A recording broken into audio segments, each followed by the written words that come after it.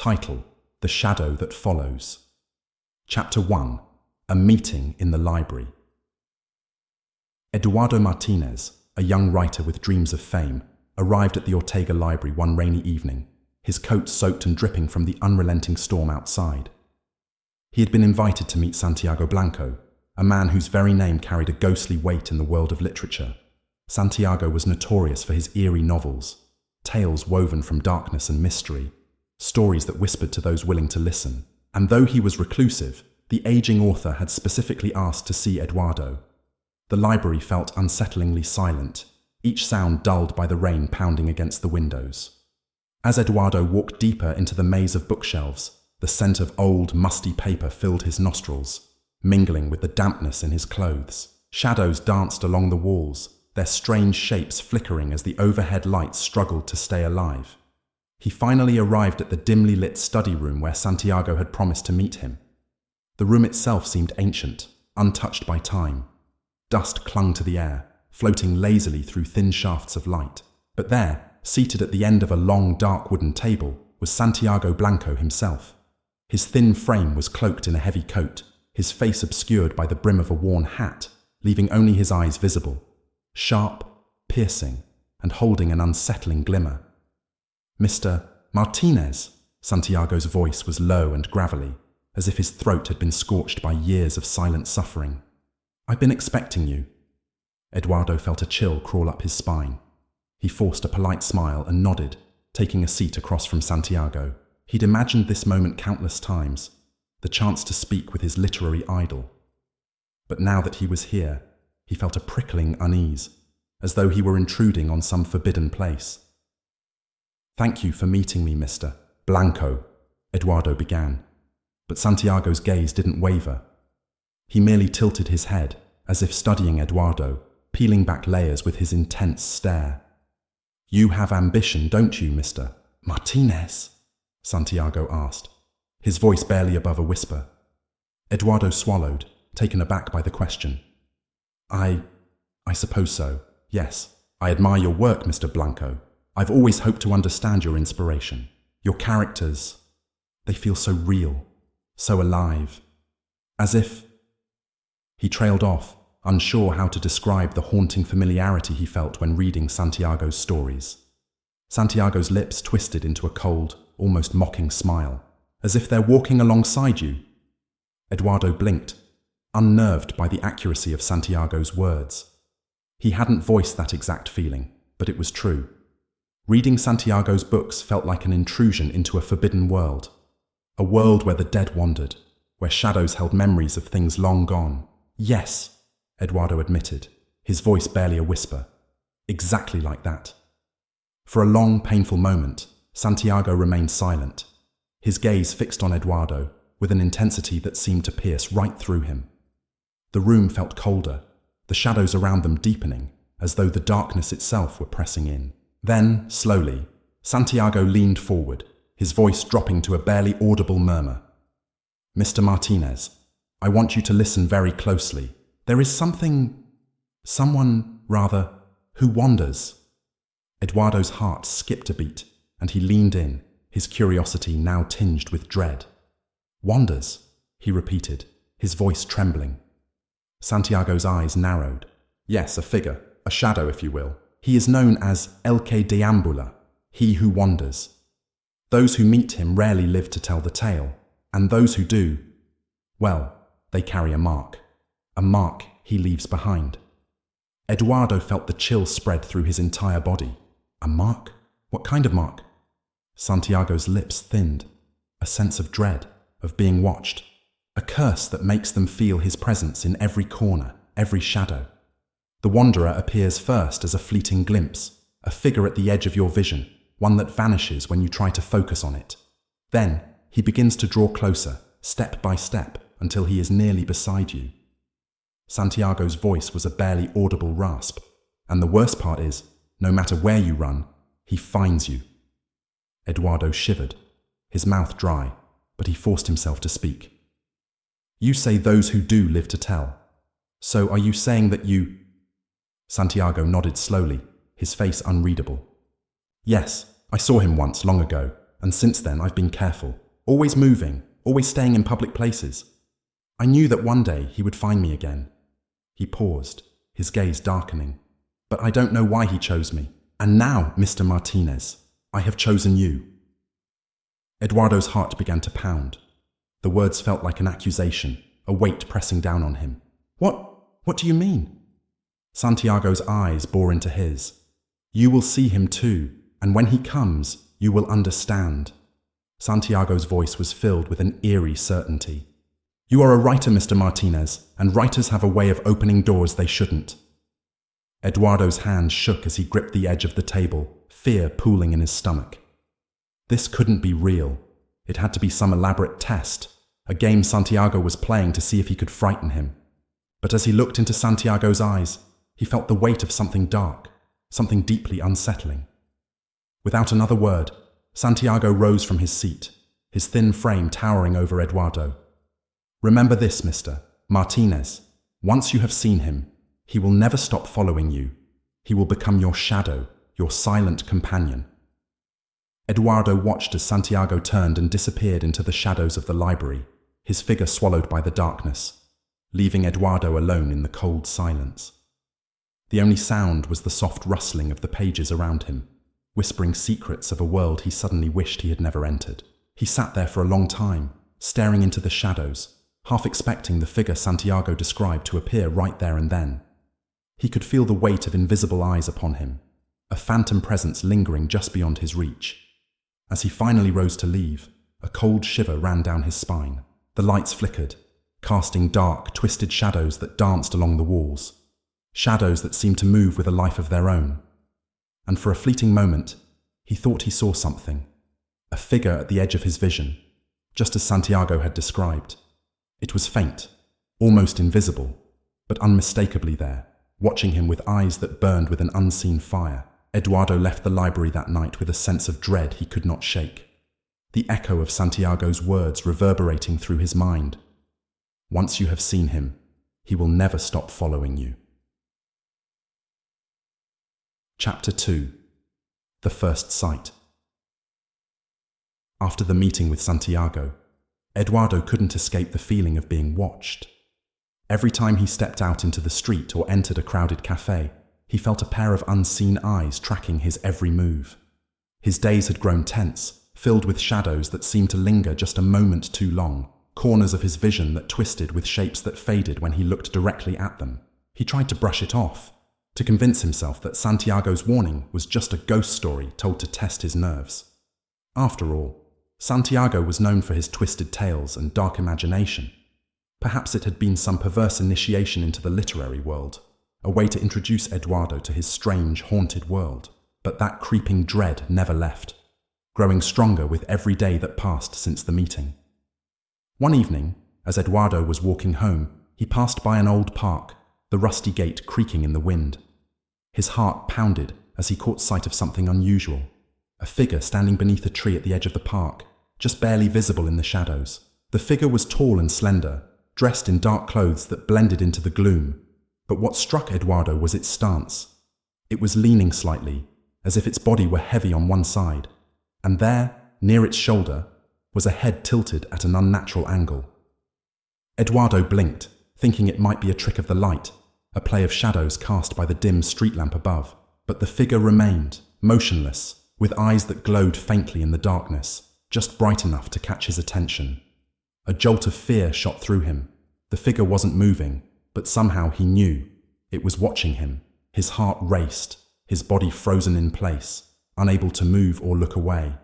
He could only stare back at the figure, its eerie, glowing eyes unblinking, filled with something dark, something ancient.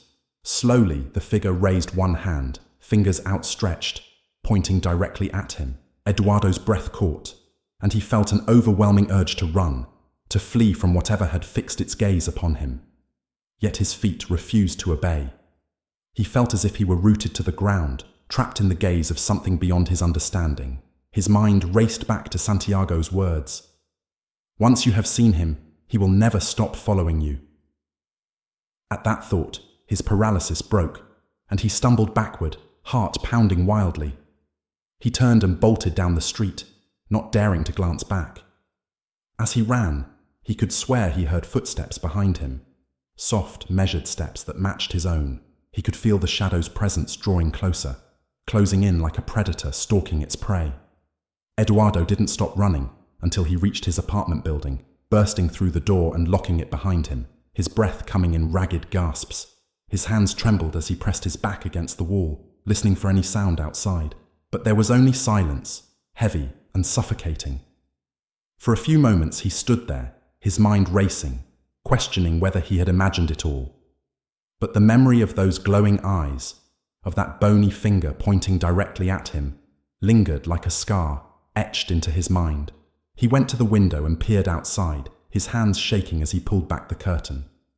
The street was empty, washed in pale moonlight, the buildings casting long, jagged shadows across the pavement. There was no sign of the figure, but Eduardo's fear didn't lessen. He felt its presence in the shadows, just beyond sight, watching and waiting.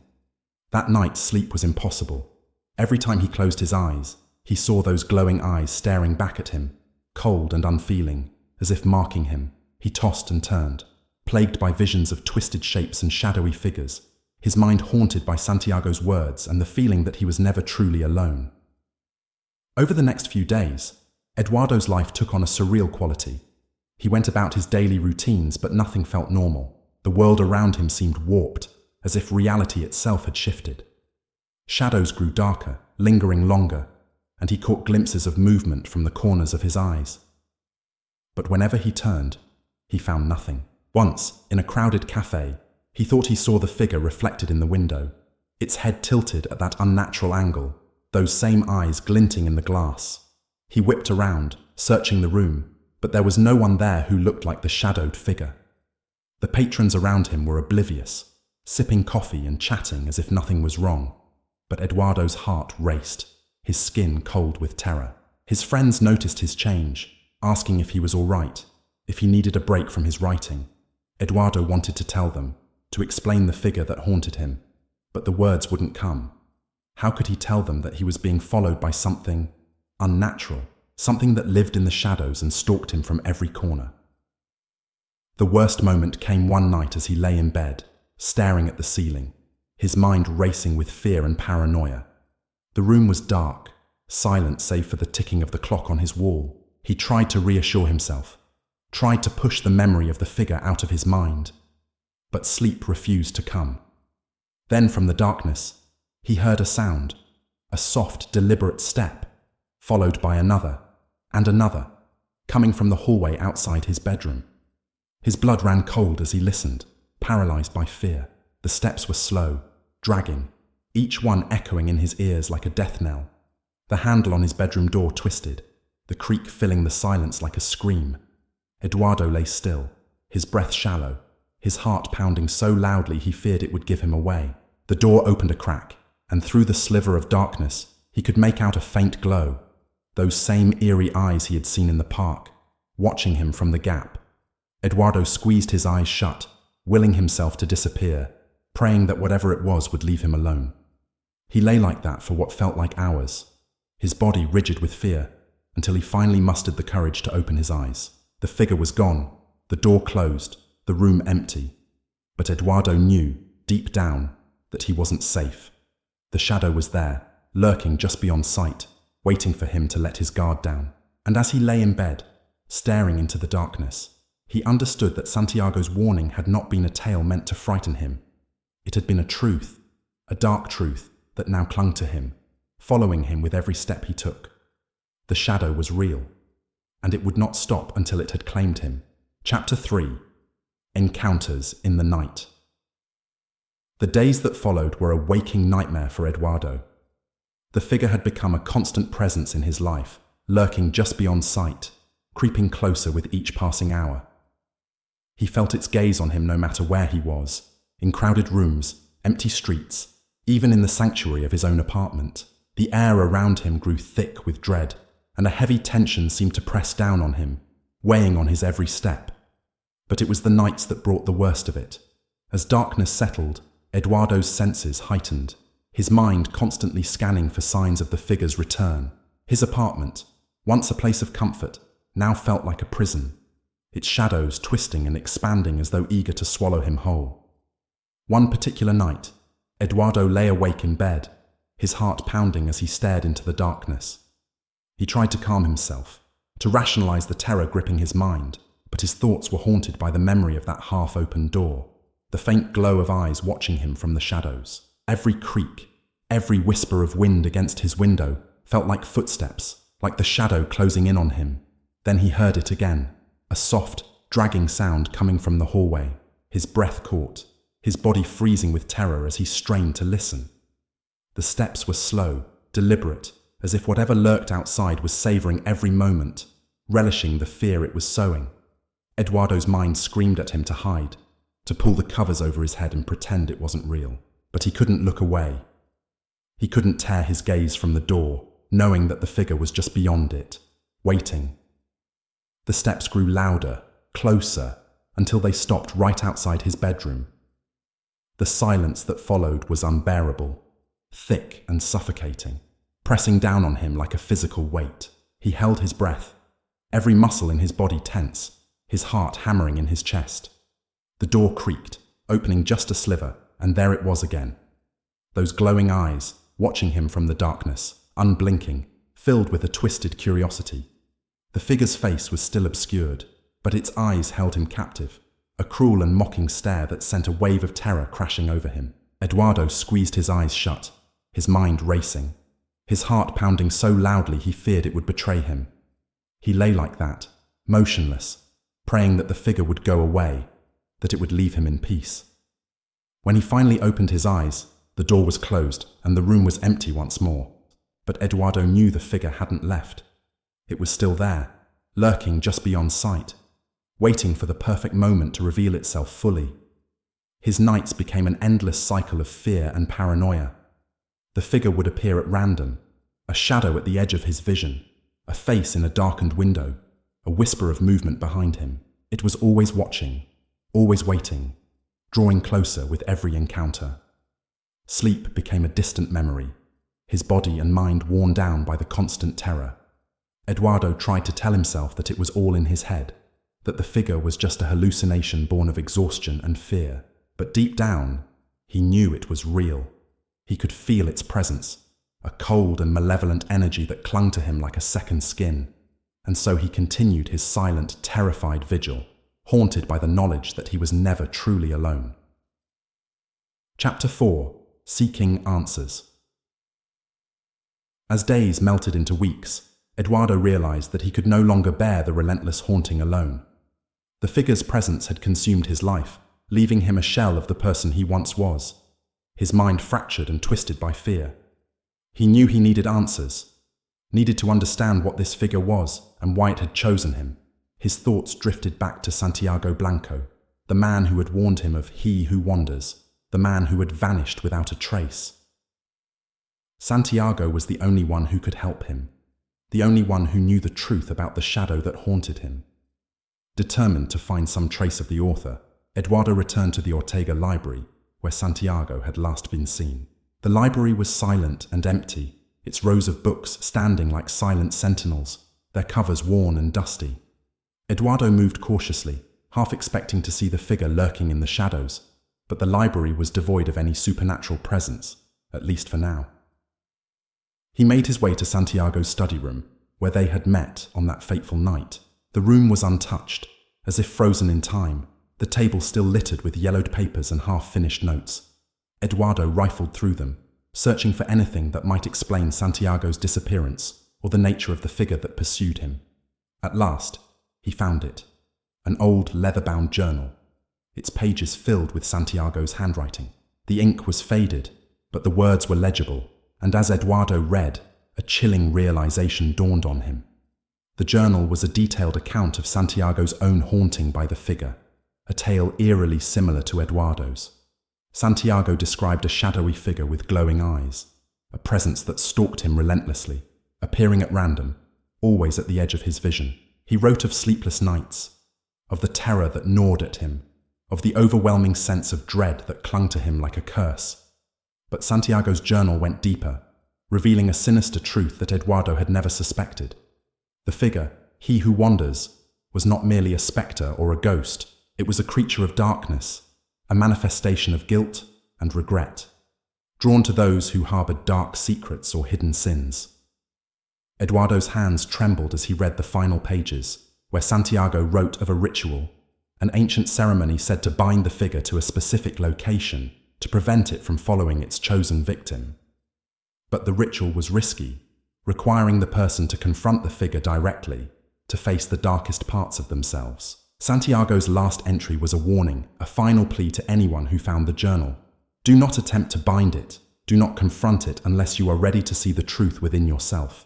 He who wanders is not a mere apparition. He is a mirror, a reflection of everything you fear, everything you regret. And once you face him, there is no going back. Eduardo closed the journal, his hands shaking, his heart pounding with a mixture of fear and determination. He understood now that the figure was more than just a ghost. It was a part of him, a manifestation of his own guilt, his own hidden sins. And the only way to escape it was to confront it, to face whatever darkness lay buried within him. But as he left the library, he felt a chill creep over him, a sense of foreboding that settled deep in his bones. He knew that by searching for answers, he had only drawn the figure closer. It was no longer content to watch him from the shadows. It was preparing to reveal itself fully, to confront him in all its twisted, nightmarish glory. As he stepped out into the cold night air, Eduardo felt its presence beside him, a shadow stretching out from his own feet, merging with the darkness around him. The figure was there, silent and patient, waiting for him to take the next step, to make the decision that would seal his fate. He had a choice now, to flee and live in fear, or to confront the figure, to stare into the eyes of the nightmare that haunted him. But the thought of facing it, of seeing what lay beneath those glowing eyes, filled him with a terror he had never known. And as he walked down the empty street, his footsteps echoing in the silence, he felt the figure drawing closer, its presence pressing down on him like a heavy shroud. It was only a matter of time before it stepped out of the shadows, before it revealed the truth he had been running from. And in that moment, Eduardo understood that he was no longer the hunter. He was the hunted, a man marked by the darkness within himself, a man haunted by the shadow of his own soul. Chapter 5. A Sinister Pattern. Eduardo's discovery of Santiago's journal cast a chilling light on his own haunting. He who wanders, the shadow that had stalked him, was not a mere apparition, but something darker, a reflection of himself, a creature that seemed to feed on guilt and secrets. Every word Santiago had written now felt like a grim prophecy, an account of what awaited Eduardo if he couldn't escape. Days passed in a fog of fear and dread. Eduardo couldn't escape the feeling that his life was spiraling into Santiago's footsteps, as though he were reliving another man's nightmare. It seemed that his very thoughts, the memories he'd kept buried for so long, were drawing the figure closer. The figure no longer lurked only at night. It began to appear at all hours, manifesting in increasingly unsettling ways. One evening, Eduardo met with his friend Tomas, hoping for some distraction from the unending fear. They chose a dimly lit bar in the heart of the city, a place Eduardo thought might be crowded enough to offer him a sense of safety. But as they settled at their table, Eduardo's mind began to wander. Shadows twisted in the dim light, dark shapes slipping in and out of his peripheral vision. "Eduardo, are you listening?" Tomas asked, breaking Eduardo's trance. Eduardo blinked, forcing himself to focus on Tomas's concerned expression. "Sorry, I've just been distracted lately." Tomas gave him a sympathetic look. "You look exhausted. What's going on with you?" Eduardo hesitated. How could he explain the shadow that followed him, the figure that haunted his every step? But as he opened his mouth to speak, a dark shape appeared in the mirror behind Tomas, barely visible, a tall, thin figure with eyes that glowed faintly in the dim light. Eduardo's heart stopped. He glanced quickly around, but no one else seemed to see it. They continued their conversations, oblivious to the figure lurking in their midst. It was there for just a moment, but he could feel its gaze, cold and unyielding, fixed directly on him. Panic surged in his chest, and he bolted from the bar, leaving Tomas calling after him in confusion. Outside, Eduardo gasped for air, his hands shaking as he backed away from the entrance. He had thought he could avoid the that it only haunted him in solitude, in moments of weakness. But now it had followed him into a crowded space, a place where he had once felt safe. He couldn't escape it. It was everywhere he went. A dreadful thought gripped him. It would follow him until he confronted his own secrets. But what secrets? What memories could have drawn such darkness to him? Eduardo returned to his apartment in a haze of terror, the shadows in his room shifting with unnatural movement. He was no longer safe anywhere. As he lay in bed that night, the darkness seemed to close in, whispering his name, the figure's silent presence stretching closer. Eduardo felt his sanity slipping, his mind consumed by fear. And as sleep finally claimed him, he dreamed of a place shrouded in mist, a place he had tried to forget, a narrow path on a hillside, and the faint image of a figure lying still on the ground, bathed in moonlight. He awoke in a sweat, his heart pounding, a single name echoing in his mind: Luis. Chapter 6.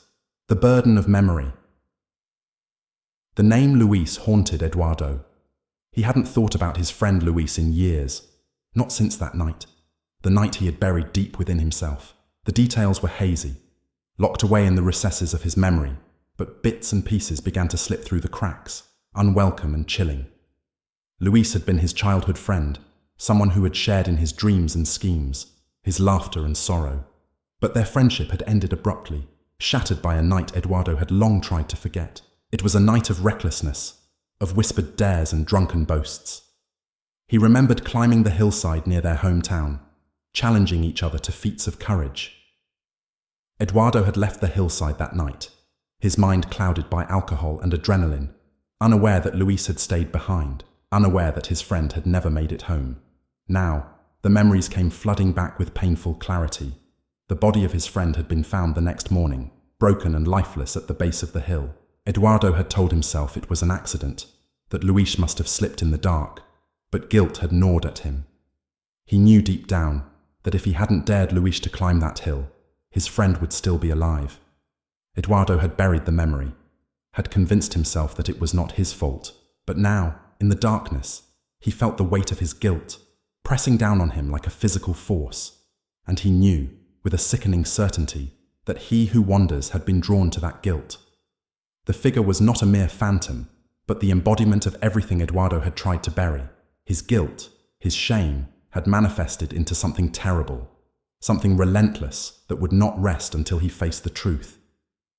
That night, as Eduardo lay in bed, he felt the figure's presence more strongly than ever.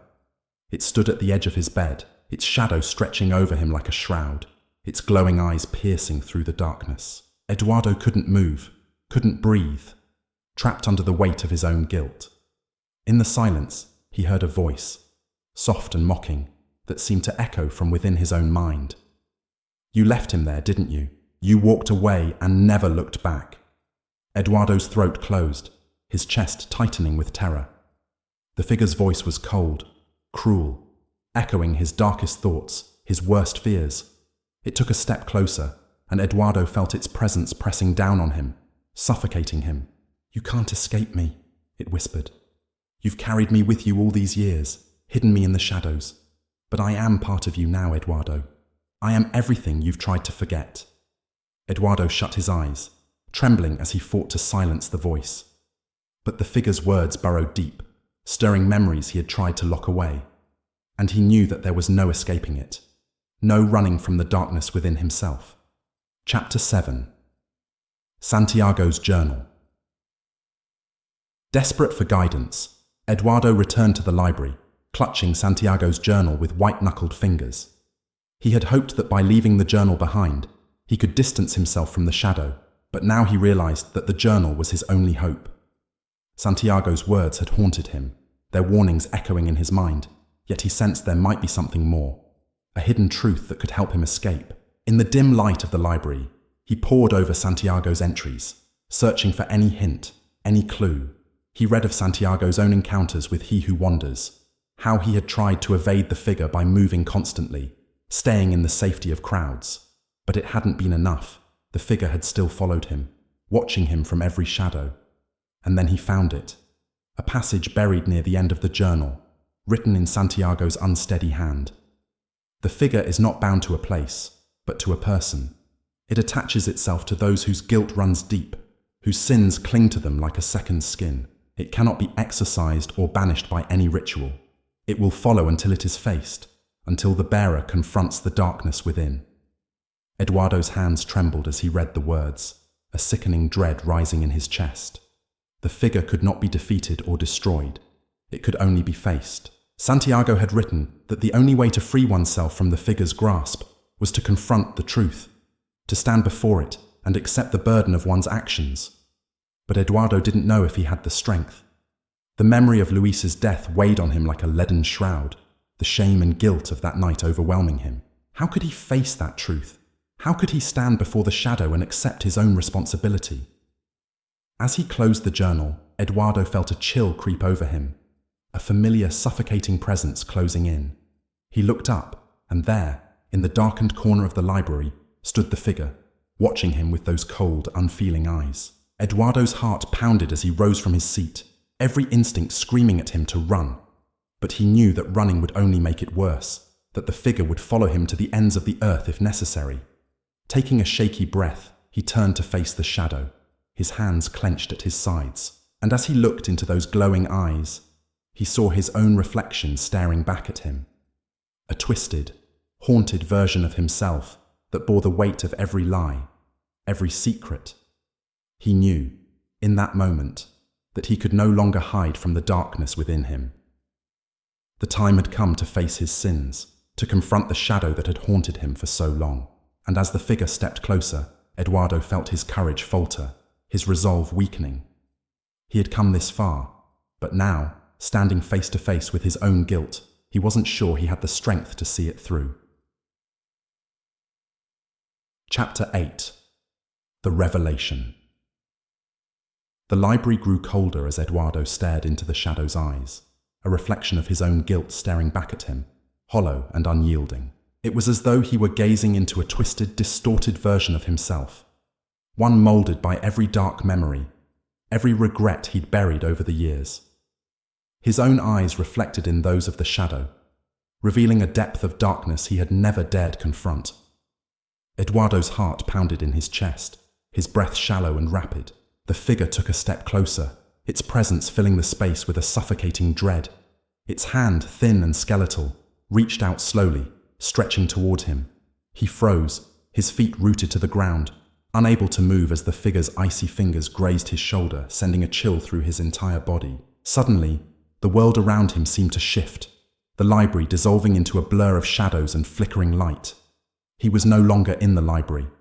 He found himself on a misty hillside, his childhood self standing beside Luis, his old friend, and hearing his own voice, taunting, daring, urging Luis to climb higher. Luis's face was pale, nervous, but he went along with Eduardo's dare, laughing it off. Eduardo remembered that laughter, forced and uneasy, the laughter of someone trying to hide their fear. And then came the worst part. Eduardo turning his back on Luis, leaving him alone on that dark hill as he stumbled away, laughing into the night. Then the memory shifted, twisting around him, and he was standing on the hillside the next morning, staring down at Luis's lifeless body, crumpled at the base of the hill. His friend's once bright eyes were open, staring blankly into the sky, his face a pale mask of terror. Eduardo tried to look away, but the memory held him captive. He could feel the weight of that morning, the sickening realization that his actions had led to his friend's death, the shame he had buried so deeply. He remembered the funeral, the quiet whispers of his classmates, the cold stares from Luis's family, and he remembered the hollow promise he made to himself that day, to never think of Luis again, to lock that night away and leave it forgotten. But now, the shadow forced him to relive every second of it, to confront the truth he had tried to escape. He felt as though his soul were being ripped open, his heart laid bare. The figure's hand rested on his shoulder, pressing down with the weight of his guilt, binding him to the darkness within himself. A voice, cold and emotionless, echoed in his mind. "This is your burden, Eduardo. This is the truth you have hidden. And until you accept it, I will follow you to the ends of the earth." Eduardo's knees buckled, his body collapsing under the weight of the figure's words. He was a coward, a man who had abandoned his friend, a man haunted by the memory of a life cut short by his own actions. But even as the darkness closed in, he felt a faint flicker of resistance. Somewhere deep within him, a voice whispered that he could break free, that he could escape this endless nightmare. With a shaky breath, Eduardo forced himself to stand, meeting the shadow's gaze with a newfound determination. "I was wrong," he said aloud, his voice trembling. "I can't change what happened, but I can stop running. I accept what I did." The figure's eyes flashed, its form trembling as though it were being torn apart. Eduardo felt the weight on his shoulders lessen, the grip of guilt loosening its hold. The shadow let out a low, agonizing wail, its face contorting in rage and sorrow. And then it was gone, leaving Eduardo alone in the empty library, his heart pounding with relief. But he knew it wasn't over yet. This was only the beginning. Chapter 9. The Final Confrontation. Despite his moment of courage, the figure continued to haunt Eduardo, its presence more insistent and vengeful than before. It was as though his confession had only fueled its anger, intensifying its resolve. Eduardo tried to brace himself, to stand firm against the shadow's relentless pursuit, but every encounter left him weaker, more vulnerable, as if the figure were draining his very life. Days turned into sleepless nights, his mind and body battered by the unyielding fear that now consumed him. He could feel the shadow's rage building, its hatred festering as it grew stronger. Each time he glimpsed it in the corner of his vision, it looked clearer, more tangible, its eyes glowing brighter, burning with a fierce, unholy light. Eduardo knew that the time had come. There was no escaping the truth. He would have to confront the shadow fully, to face it head-on, or be consumed by it.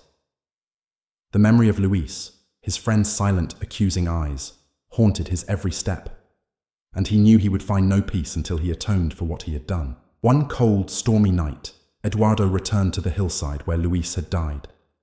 The wind howled through the trees, rain pouring down in sheets, but he stood firm, his eyes fixed on the twisted path that led up the hill. He could feel the shadow's presence, lurking just out of sight, waiting for him to take that final step. With a steadying breath, Eduardo climbed the hill, each step weighted with memories and regret. When he reached the top, he stopped, his heart pounding as he stared into the darkness, his voice barely audible over the wind. "I'm here," he called out, his voice trembling. "Show yourself." The wind fell silent, the rain slowing to a whisper, and then, from the shadows, the figure emerged. It moved slowly, each step deliberate, its form shifting and twisting, its eyes glowing with an otherworldly fire. Eduardo stood his ground, his fear almost paralyzing, but he held on, refusing to look away. The figure stepped closer, stopping just inches from him. Its face was a distorted mirror of his own, twisted with anger and sorrow. Eduardo felt a surge of terror, but he forced himself to speak, his voice steady. "I know what you are. You're my guilt, my shame. You're the memory I tried to bury, and I can't run from you anymore." The figure's eyes flared, its hand reaching out to touch him, but Eduardo didn't move. He stood still, accepting its touch, accepting the weight of his actions. And as he did, the figure's form began to waver, its features blurring, dissolving into the night. Eduardo felt a sense of peace wash over him, a release from the burden he had carried for so long. He closed his eyes, letting the rain wash over him, feeling the presence of the shadow fade into nothingness. But when he opened his eyes, he saw something that made his heart stop. Standing where the figure had been was Luis, his face pale and solemn, his eyes filled with a sorrowful understanding. "Luis," Eduardo whispered, his voice choked with emotion.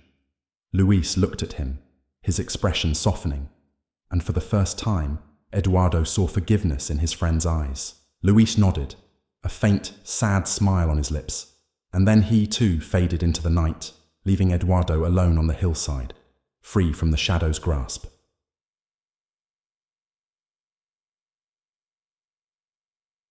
To Chapter 10. Breaking Free. Eduardo stumbled through the front door of his home that night, his body and mind drained, yet somehow lighter than he had felt in years. The weight of guilt that had haunted him like a persistent spectre was finally lifted, replaced by a quiet acceptance that coursed through his veins. He leaned against the doorframe for a moment, breathing in the familiar sense of home. Wood polish, a hint of lavender from the air freshener, and the faint aroma of the dinner he had missed. Each scent reminded him that he was still alive, still anchored in the world, no longer adrift in a sea of despair. The night had been a revelation. After years of being shadowed by his past, he had confronted the very darkness that had kept him in its grip.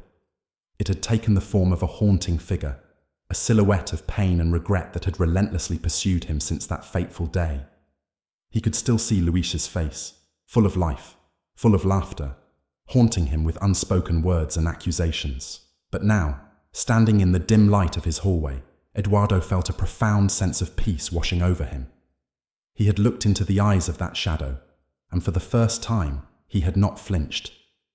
In the days that followed, Eduardo began to rebuild his life, brick by brick, reconnecting with the friends and family he had distanced himself from during his dark years. He reached out to his childhood friends, those who had shared laughter and joy before grief and guilt had clouded his world. The first call was the hardest, his heart pounding in his chest as he dialed the number he had memorized but had been too afraid to call. When his friend Emma answered, her surprise quickly melted into warmth, and they spent hours reminiscing about their youth, laughter punctuating the conversation like firecrackers. Each reconnection felt like a victory, a small triumph over the darkness that had loomed so large in his life. He went out for coffee with old friends, shared meals with family, and attended gatherings that he had once avoided. He found joy in the simple things again. The way sunlight danced through the leaves of the oak tree in his backyard, the sound of laughter spilling from his nephew as they played in the park, and the warmth of his mother's embrace, which felt like coming home after a long journey. Yet, even as he moved forward, the memory of the shadow lingered, a quiet echo in the back of his mind. It had not returned, but he knew it could. The figure that had haunted him was now a part of his past that he had finally laid to rest. Yet the lessons he had learned from that darkness would remain with him forever. Eduardo understood that everyone carried shadows within them, burdens of memories and regrets that could consume them if left unchecked. With each passing day, he made a conscious effort to confront those shadows, not just within himself, but in the lives of those he loved. He became a listener, a confidant, always ready to lend an ear to friends who faced their own demons. He realized that sharing stories of pain could lighten the burden, that facing one's fears was a universal struggle, one that could bind people together in their shared humanity. In quiet moments, Eduardo would think of Luis, remembering their childhood adventures, their dreams of conquering the world, their laughter ringing out like music. He no longer viewed Luis's memory as a burden, but as a guiding light that illuminated his path forward. He carried Luis with him, a silent reminder of the man he had become, the strength he had found in facing the darkest corners of his soul. The shadow that had once threatened to consume him had become a teacher, imparting invaluable lessons that shaped his perspective on life. He learned to embrace the darkness, to acknowledge it as a part of his story rather than something to be feared. Instead of running from his emotions, he confronted them head-on, understanding that vulnerability was a sign of strength. One evening, as the sun dipped below the horizon, painting the sky in hues of orange and purple, Eduardo stood in his backyard, watching the last rays of light disappear behind the trees. He felt a sense of gratitude wash over him, a deep appreciation for the journey he had taken. The darkness had shaped him, yes, but it had also shown him the beauty of resilience, the strength that lay in vulnerability. As he stood there, he felt a soft breeze brush against his skin, a gentle caress that felt almost like a whisper. In that moment, he knew that the lessons of the shadow would remain with him forever. They were not just echoes of pain, but reminders of the journey toward healing. Eduardo smiled, a genuine smile filled with hope. He understood now that the only way to escape the darkness was not to run from it, but to embrace it. He would carry that knowledge with him, a quiet whisper in the night that guided him toward the light. The shadow was gone, but it had left behind the strength to face whatever challenges lay ahead. With a heart full of gratitude, Eduardo turned away from the fading sunset, ready to embrace the future. He had faced his darkness, and in doing so, he had found the light within.